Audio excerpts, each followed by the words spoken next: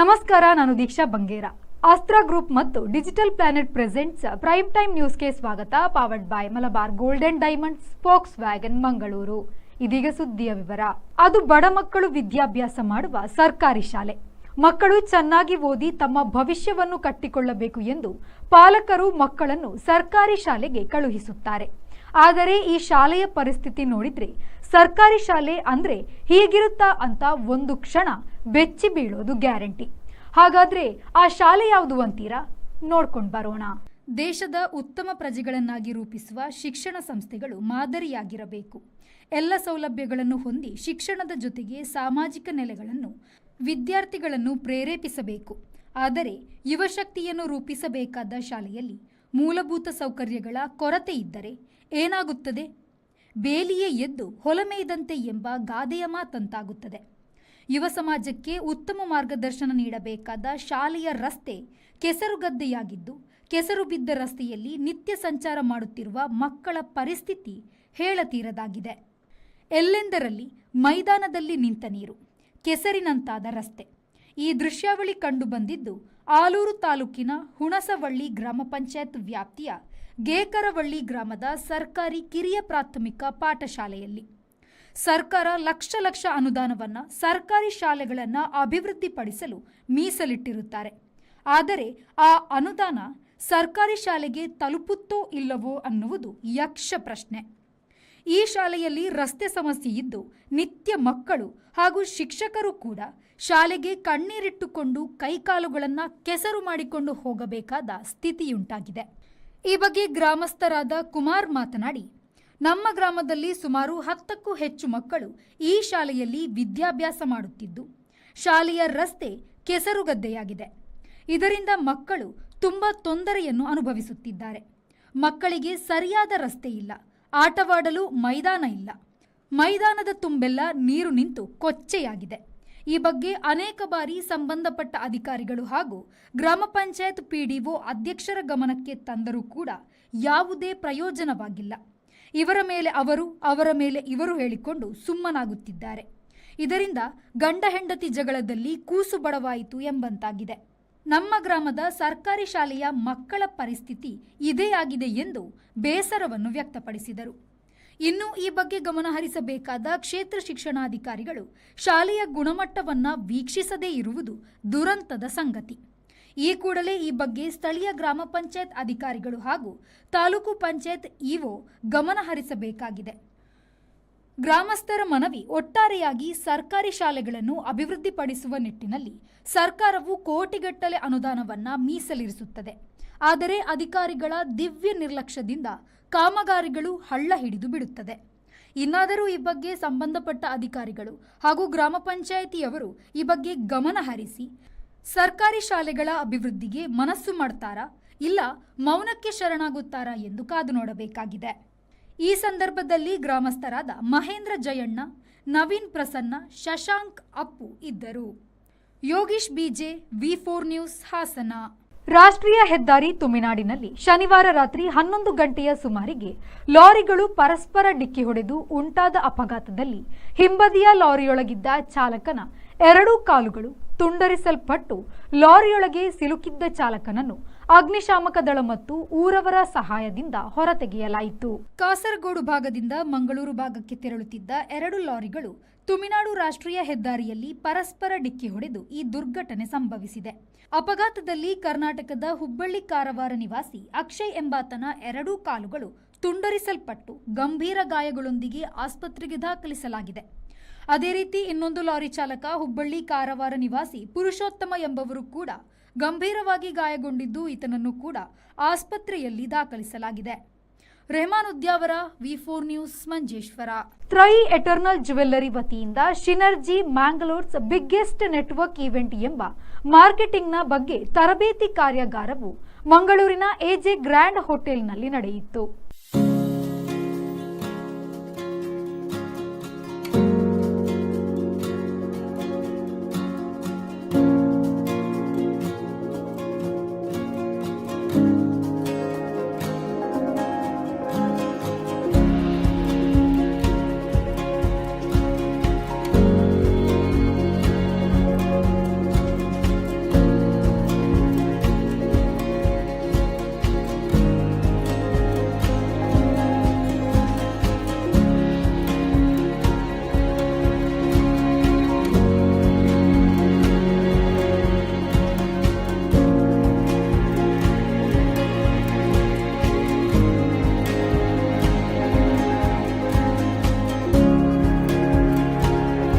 ಈ ಸಂದರ್ಭದಲ್ಲಿ women networking ಕ್ಲಬ್ನ ಸ್ಥಾಪಕಿಯಾದ ಕೇಶಿಕಾ ಜಯಪಾಲನ್ ಮಾತನಾಡಿದರು. ವುಮೆನ್ ನೆಟ್ವರ್ಕಿಂಗ್ ಕ್ಲಬ್ ಪ್ರಾರಂಭವಾಗಿ 3 ವರ್ಷಗಳಾಗಿದೆ. ನಾವು ಒಟ್ಟು 7 ನಗರಗಳಲ್ಲಿ ಕಾರ್ಯನಿರ್ವಹಿಸುತ್ತಿದ್ದು, ಮಂಗಳೂರಿನಲ್ಲಿ ಮೊದಲ ಬಾರಿಗೆ ಕಾರ್ಯಾರಂಭಿಸುತ್ತಿರುವುದು ಸಂತಸವಾಗಿದೆ ಎಂದು ತಿಳಿಸಿದರು. Women Networking Club was started in 2022, predominantly wanting to cater to small business owners, freelancers and professionals. It's been 3 years since we started the networking community. We're active in 7 cities at this point. In Mangalore, we're doing our first flagship event called Synergy on this 6th of July 2025. ಬಳಿಕ ಮಾತನಾಡಿದ WNC host ಆದ ಅಲ್ಕಾ ಮನೋಜ್ ರವರು, women networking club ಒಂದು ನಾನ್ membership based club ಆಗಿದ್ದು, ಇದರಲ್ಲಿ business ಮಾಡುವಂತಹ ಮಹಿಳೆಯರಿಗಾಗಿ ಮಾತ್ರವಲ್ಲದೆ ಎಲ್ಲ ಮಹಿಳೆಯರಿಗೂ ಇಲ್ಲಿ ಪಾಲ್ಗೊಂಡು ಮಾರುಕಟ್ಟೆಯ ಬಗ್ಗೆ, ನೆಟ್ವರ್ಕಿಂಗ್ ಬಗ್ಗೆ ತರಬೇತಿ ಪಡೆಯಲು ಸದಾ ಅವಕಾಶವಿದೆ ಎಂದು ಹೇಳಿದರು. I am WNC's host for Mangalore City. So we started 3 years back, and WNC is basically Women Networking Club, and it's a non-membership based community. So it's not just for business women, it's for any women to come and connect and have a good time. They can meet, network and grow here. ಮಂಗಳೂರಿನ WNCಯ ಕೋ-ಹೋಸ್ಟ್ ಆದ ಜಾನ್ವಿ ರಾವ್ ಅವರು ಮಾತನಾಡಿ, ಇಂದು ಸುಮಾರು 100ಕ್ಕೂ ಅಧಿಕ ಮಹಿಳೆಯರು ಈ ತರಬೇತಿ ಕಾರ್ಯಕ್ರಮದಲ್ಲಿ ಪಾಲ್ಗೊಂಡಿರುವುದು ಅತ್ಯಂತ ಸಂತಸವನ್ನು ತಂದುಕೊಟ್ಟಿದೆ ಎಂದು ಖುಷಿಪಟ್ಟರು. Hi, I'm Janvi Rao. I'm the co-host for WNC Mangalore. So today we are having this beautiful event of Synergy, which is our 3rd anniversary event, and we are getting 100+ women together on one platform to meet, connect, grow together, to know each other and have fun. ಈ ಕಾರ್ಯಾಗಾರದಲ್ಲಿ ಅನೇಕ ಮಹಿಳೆಯರು ಪಾಲ್ಗೊಂಡು ಇದರ ಸದುಪಯೋಗವನ್ನು ಪಡೆದುಕೊಂಡರು. ಹಾಗೆಯೇ ಹಲವಾರು ವಸ್ತುಗಳ ಪ್ರದರ್ಶನಗಳು ಮತ್ತು ಮಾರಾಟದ ಬಗ್ಗೆ ತರಬೇತಿಯನ್ನು ನೀಡಲಾಯಿತು. ಈ ಸಂದರ್ಭದಲ್ಲಿ ತರಬೇತಿದಾರರು ಹಾಗೂ ಅನೇಕ ಮಹಿಳೆಯರು ಪಾಲ್ಗೊಂಡಿದ್ದರು. ಶರತ್ ಸಾಲ್ಯಾನ್, V4 ನ್ಯೂಸ್, ಮಂಗಳೂರು. ಬ್ರಹ್ಮಶ್ರೀ ನಾರಾಯಣ ಗುರು ವೈದಿಕ ಪ್ರತಿಷ್ಠಾನ ರಿಜಿಸ್ಟರ್ಡ್ ಮಂಗಳೂರು ವತಿಯಿಂದ ಗುರುವಂದನ ಮತ್ತು ಶ್ರೀ ನಾರಾಯಣ ಗುರುಗಳ ಶ್ರೀ ಗುರು ಸದ್ದರ್ಶನ ಎಂಬ ಕೃತಿ ಬಿಡುಗಡೆ ಕಾರ್ಯಕ್ರಮವು ಮಂಗಳೂರಿನ ಶ್ರೀ ಕ್ಷೇತ್ರ ಕುದ್ರೋಳಿ ಸಭಾಂಗಣದಲ್ಲಿ ನಡೆಯಿತು. ಕಾರ್ಯಕ್ರಮವನ್ನು ಕುದ್ರೋಳಿ ಶ್ರೀ ಗೋಕರ್ಣನಾಥ ಕ್ಷೇತ್ರದ ಅಧ್ಯಕ್ಷರಾದ ಶ್ರೀ HS ಸಾಯಿರಾಮ್ ರವರು ದೀಪ ಪ್ರಜ್ವಲಿಸಿ ಉದ್ಘಾಟಿಸಿದರು. ಬಳಿಕ ಭಾರತ ಸರ್ಕಾರದ ಮಾಜಿ ವಿತ್ತ ಸಚಿವರಾದ ಶ್ರೀ B ಜನಾರ್ದನ್ ಪೂಜಾರಿಯವರು ಶ್ರೀ ನಾರಾಯಣ ಗುರುಗಳ ಶ್ರೀ ಗುರು ಸದ್ದರ್ಶನ ಕೃತಿಯನ್ನು ಬಿಡುಗಡೆಗೊಳಿಸಿದರು.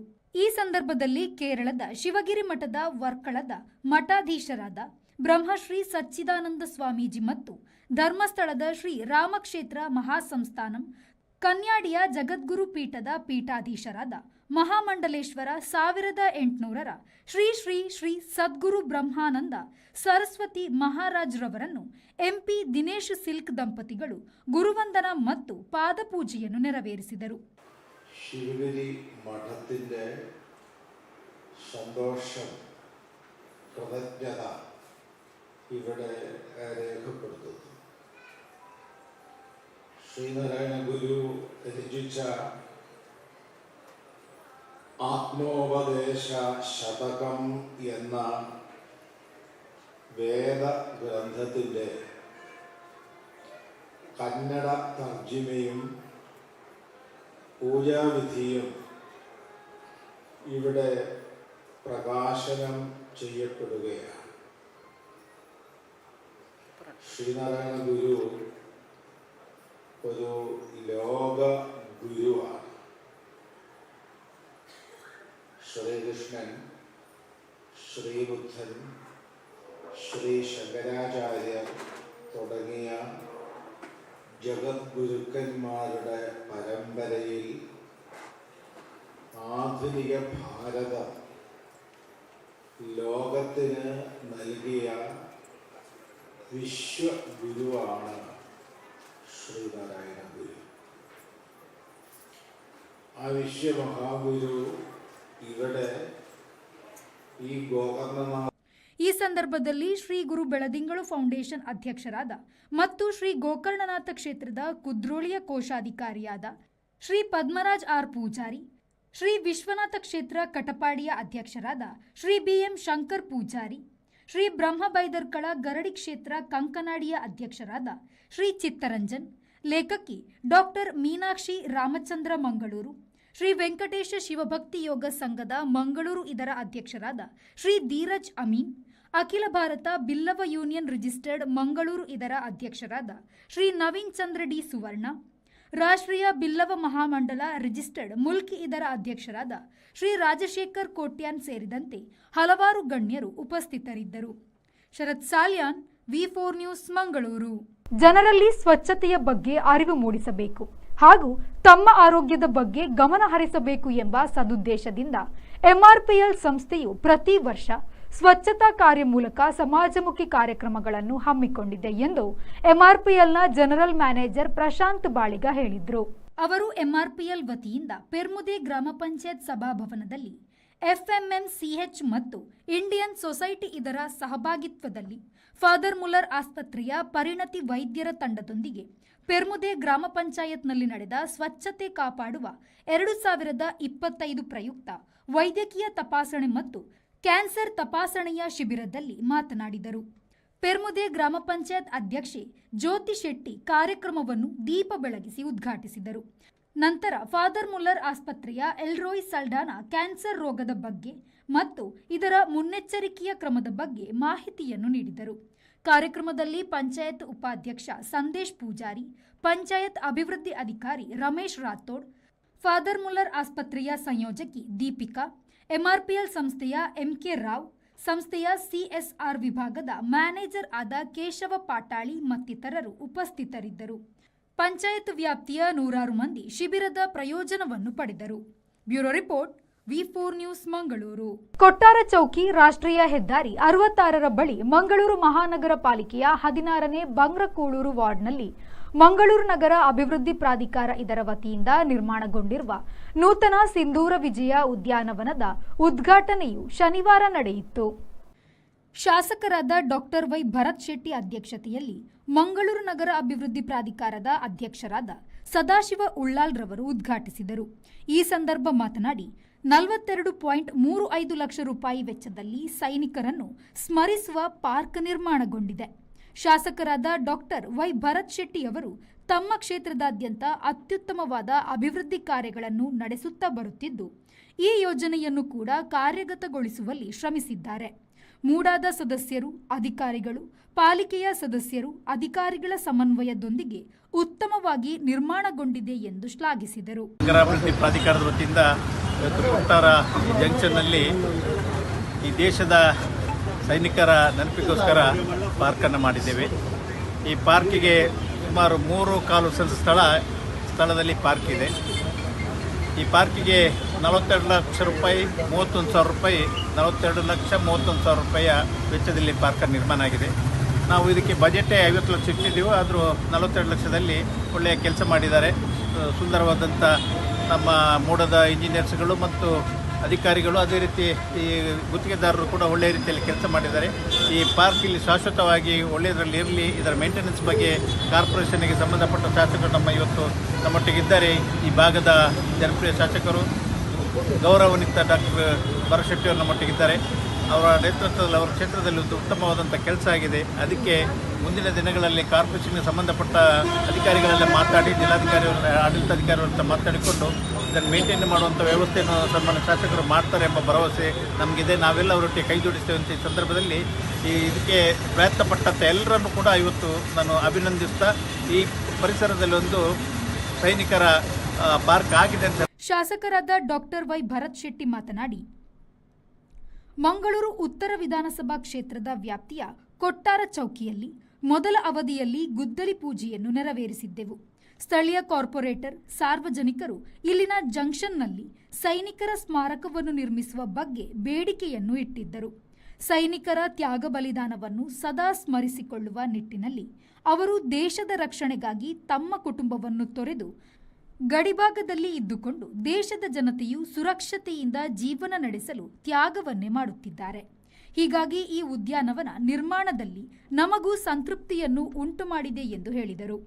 ನಗರ ಪ್ರವೇಶಿಸುವ ಜಂಕ್ಷನ್ನಲ್ಲಿ ಈ ಉದ್ಯಾನವನ ನಿರ್ಮಾಣಗೊಂಡಿರುವುದರಿಂದ ಹೆಚ್ಚು ಆಕರ್ಷಣೀಯವಾಗಿದೆ. ಈ ಒಂದು ಪಾರ್ಕ್ ಅನ್ನು ಸೈನಿಕರಿಗೆ ಹಾಗೂ ಅವರ ಕುಟುಂಬಗಳಿಗೆ ಅರ್ಪಿಸುವುದರ ಜೊತೆಗೆ ಮಂಗಳೂರು ನಗರ ಅಭಿವೃದ್ಧಿ ಪ್ರಾಧಿಕಾರದ ಅಧ್ಯಕ್ಷರ ಸದಸ್ಯರು, ಅಧಿಕಾರಿಗಳಿಗೆ ಈ ಸಂದರ್ಭ ಶ್ಲಾಘನೆಯನ್ನು ವ್ಯಕ್ತಪಡಿಸುತ್ತೇನೆ ಎಂದು ಹೇಳಿದರು. ಭಾರತವು ಪಾಕಿಸ್ತಾನದ ಉಗ್ರರ ಮೇಲಿನ ಕಾರ್ಯಾಚರಣೆಯ ಸಂದರ್ಭ ಜಯವನ್ನು ಪಡೆದಿರುವ ಸೈನಿಕರ ಶೌರ್ಯದ ಕುರಿತಾಗಿ ಸಿಂಧೂರ ಕಾರ್ಯಾಚರಣೆ ಸದಾ ನೆನಪಿನಲ್ಲಿ ಉಳಿಯುವಂತಾಗಲು ಸಿಂಧೂರ ವಿಜಯ ಹೆಸರನ್ನು ನಾಮಕರಣ ಮಾಡಲಾಗಿದೆ ಎಂದು ಹೇಳಿದರು. ಮೂಡಾದ ವತಿಯಿಂದ ಮಂಗಳೂರು ನಗರ ಉತ್ತರ ವಿಧಾನಸಭಾ ಕ್ಷೇತ್ರದಲ್ಲಿ ವ್ಯಾಪ್ತಿಯಲ್ಲಿ ಬರುವಂಥ ಕೊಟ್ಟಾರ ಚೌಕಿ ಅನ್ನುವಂಥ ಜಾಗ ಏನಿದೆ, ಇದರಲ್ಲಿ ಬಹುಶಃ ನನ್ನ ಮೊದಲ ಅವಧಿಯಲ್ಲಿ 2023ರಲ್ಲಿ ಇದರಲ್ಲಿ ಗುದ್ದಲಿ ಪೂಜೆಯನ್ನು ಮಾಡಿದ್ದೆವು. ಆಗ ಇಲ್ಲಿ ಒಂದು ಸೈನಿಕರ ಸ್ಮಾರಕವಾಗಬೇಕು ಅನ್ನುವಂಥ ಬೇಡಿಕೆ ಸ್ಥಳೀಯರಲ್ಲಿ ಸಿಕ್ತು. ಸ್ಥಳೀಯ ಆಗಿನ ಕಾರ್ಪೊರೇಟರ್ ಆದಂಥ ಕಿಶೋರ್ ಕುಮಾರ್ ಇರ್ಬೋದು ಮತ್ತು ಬೇರೆ ಕಾರ್ಪೊರೇಟರ್ಸ ಕೇಳಿದರು. ಅದೊಂದು ಯೋಜನೆಯನ್ನು ಇಟ್ಕೊಂಡು ಆವಾಗ ಮಾಡಿದಂಥ ಒಂದು ಗಿಂಡರಿಗೆಲ್ಲ ಆಮೇಲೆ ಪ್ರೊಸೆಸ್ ಸ್ಟಾರ್ಟ್ ಆಯಿತು. ನಂತರ ಮೂಡದ ಈಗ ಬಂದಂಥ ಸದಾಶಿವ ಉಳ್ಳಾಲ್ ಇರ್ಬೋದು ಮತ್ತು ಎಲ್ಲ ಅಧಿಕಾರಿಗಳು ಮತ್ತು ಮೆಂಬರ್ಸು ಎಲ್ಲರೂ ಸಹ ಸೇರಿ ಉತ್ತೇಜನ ವಹಿಸಿ ಈ ಅವಧಿಯಲ್ಲಿ ಸಹ ಅದನ್ನು ಮುಂದುವರಿಸ್ಕೊಂಡು ಹೋಗಿ ಒಳ್ಳೆಯ ರೀತಿಯ ಒಂದು ಕೆಲಸವನ್ನು ಮಾಡುವಲ್ಲಿ ಸಫಲರಾಗಿದ್ದಾರೆ. ಮೊದಲದಾಗಿ ಸದಾಶಿವ ಉಳ್ಳಾಲ್ ಮತ್ತು ಅವರ ತಂಡದವರಿಗೆ ನಾನು ಧನ್ಯವಾದನ ಹೇಳುತ್ತೇನೆ. ಈ ಸಂದರ್ಭದಲ್ಲಿ ಪ್ರಾಧಿಕಾರದ ಸದಸ್ಯರಾದ ನೀರಜ್ ಚಂದ್ರಪಾಲ್, ಅಬ್ದುಲ್ ಜಾಲೀಲ್, ಸುಮನ್ ದಾಸ್, ಸಬಿತಾ ಮಿಸ್ಕಿತ್, ಮಂಗಳೂರು ನಗರ ಅಭಿವೃದ್ಧಿ ಪ್ರಾಧಿಕಾರದ ಆಯುಕ್ತರಾದ ಮೊಹಮ್ಮದ್ ನಜೀರ್, ಸಹಾಯಕ ಕಾರ್ಯಪಾಲಕ ಅಭಿಯಂತರರಾದ ಅಶ್ವಿನಿ, ಸಹಾಯಕ ಅಭಿಯಂತರರಾದ ಅಕ್ಬರ್ ಭಾಷಾ, ಮಂಗಳೂರು ಮಹಾನಗರ ಪಾಲಿಕೆಯ ನಿಕಟಪೂರ್ವ ಸದಸ್ಯರಾದ ಮನೋಜ್ ಕುಮಾರ್, ಕಿರಣ್ ಕುಮಾರ್ ಕೋಡಿಕಲ್, ರಂಜಿನಿ ಕೋಟ್ಯಾನ್, ಬಿಜೆಪಿ ಮುಖಂಡರಾದ ಸೀತೇಶ್ ಕೊಂಡೆ, ಆಶಿತ್ ನೋಂಡಾ, ಹರಿಪ್ರಸಾದ್ ಶೆಟ್ಟಿ, ಉಮೇಶ್ ಮಾಲರಾಯಸಾನ, ಸಂಜಿತ್ ಶೆಟ್ಟಿ, ರಮೇಶ್ ಮತ್ತಿತರರು ಉಪಸ್ಥಿತರಿದ್ದರು. ಶರತ್ ಸಾಲ್ಯಾನ್, V4 ನ್ಯೂಸ್ ಮಂಗಳೂರು. ಇದು ಈ ಹೊತ್ತಿನ ಪ್ರಮುಖ ಸುದ್ದಿ. ನಿರಂತರ ಸುದ್ದಿ ಮತ್ತು ಮನೋರಂಜನೆಗಾಗಿ V4 ನ್ಯೂಸ್ನ ಫೇಸ್ಬುಕ್ ಪೇಜ್ನ ಫಾಲೋ ಮಾಡಿ ಹಾಗೂ ಯೂಟ್ಯೂಬ್ ಚಾನೆಲ್ನ ಸಬ್ಸ್ಕ್ರೈಬ್ ಮಾಡಿ.